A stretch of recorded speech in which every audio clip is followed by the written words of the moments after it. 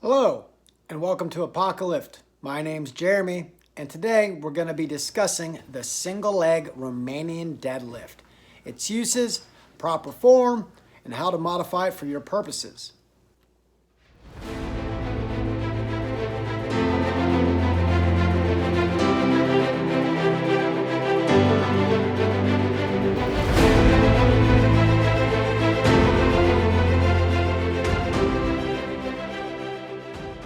Let's take a look at the form of the single leg Romanian deadlift. As you can see, there's a considerable amount of balance required. So we need to prioritize control over speed. The back is flat, the knee is slightly bent. You should be feeling it in the back of the leg or the hamstring. If you're feeling it in the lower back, then we need to increase the bend of the knee ever so slightly. So even though these single leg Romanian deadlifts, or sometimes called stiff-legged or single leg stiff leg deadlift, the leg is not actually stiff. We call these soft knees. So it is not a knee dominant movement, but that is not to say that there is not a slight movement in the knee. Uses are, it increases balance, it increases stabilization strength. It is useful for injury prevention, and it can be used, if properly, to also develop power, grow the hamstrings and the glutes. So if your goal is hypertrophy or muscular growth, it's useful.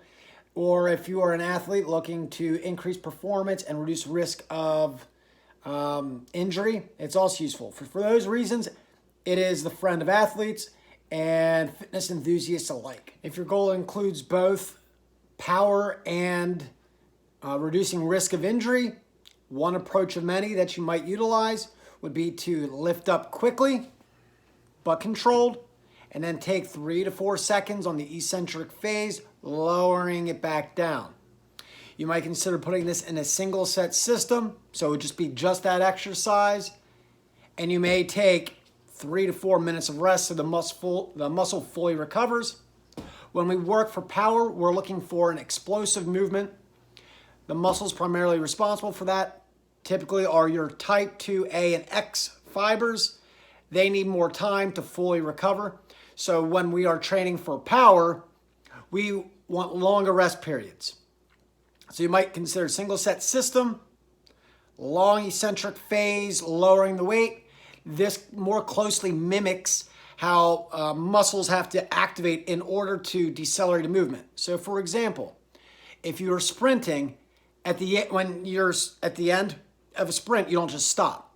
So at the end of a sprint, we decelerate the movement. So you're sprinting, you don't just stop, you decelerate the movement. Or if you're engaged in doing a lot of agility, so you're going side to side, those kind of movements require stability in your knees, ankles, and hips, which is an excellent exercise to provide that. Is your single leg Romanian deadlift, and by providing that long eccentric movement, it helps strengthen you in the way of slowing down the movement, which is important when we slow down. Often we have lots of injuries. They're not the result of the sprint. They are typically the result of the slowing down movement. So we want to lift up very quickly to develop that power, and then we want to control that weight, lowering it back down. So we are looking for probably up to 4 sets. There's a number of different schemes. Like I said, this is one approach of many. If this is the first time you're doing that, you might want to keep it to 2 sets and progress again safely. Do not do too much too early. If your goal is to grow your hamstrings and your glutes, you may consider one approach of many, of course, and that would be using a similar exercise to superset. So as you see here, this is a goblet squat. And then immediately after the goblet squat, you're going to move into the single leg Romanian deadlift. There's many ways you can incorporate these 2 exercises even. And when you do it, you're looking for likely up to 4 sets. Of course, that has a lot to do with your state of conditioning. If you are just moving into this, if you've only been doing 2 sets of exercises, don't just go right out of the gates doing 4. The body should be progressed in a safe way so the body gets stronger and all the muscles that need to condition along with it will condition properly. Jumping too much intensity, too much volume too quickly may result in injury, inflammation, tendonitis, that sort of thing. Keeping in mind that everyone is unique, recovery is unique, but you may not even start with a single leg Romanian deadlift because we're also unique in our abilities and where we're starting at. So modifications, you may start doing just a single leg hip hinge.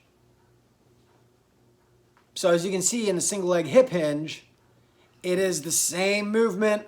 You're coming up on one foot. The back is flat, knees slightly bent. You're keeping your hands close to the body, sort of like you would if you were using the weight. And doing this is going to allow your body to develop that stabilization strength and that muscle memory. So when you weight the movement, the muscles are going to activate properly, and it's going to be a much more seamless process. If we weight a movement and we're not quite getting it right, we are going to develop improper muscular activation patterns. So we do not want to teach our muscles to activate improperly. Ones activate at different times, take on different loads. This is how we develop things such as synergistic dominance, where we have muscles that are supposed to help, but are actually doing the lion's share of the work. We do not want that. So stabilization strength is important. Make sure you're able to execute the movement properly before you weight the movement. Another modification you might want to consider is doing a TRX or a suspension Romanian deadlift or single leg Romanian deadlift. And what this will allow you to do is essentially give you something to assist you with your balance. So as you can see here, even though you're using your hands, it's not something you want to get used to and be doing it this way all the time, but it's something you can work in. It'll allow you to change tempos while also keeping you safe. Next, here you can see this single leg Romanian deadlift isn't truly single leg. There's 1 foot down.